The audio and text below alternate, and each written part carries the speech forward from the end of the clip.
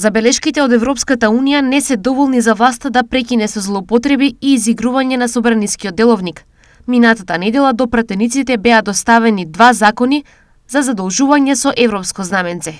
Значи, Ковачевски и покрај забелешките од Европската комисија за злоупотреба на европското знаменце, одлучува наместо да ги пушти законите за задолжување во редовна процедура, тој за прв пат во историјата на собранието ги пушта со европско знаменце, за да сематичната и сенадлежна комисија за европски прашања ги разгледува законите со кои што Македонија ќе се задолжи за нови 190 милиони евра.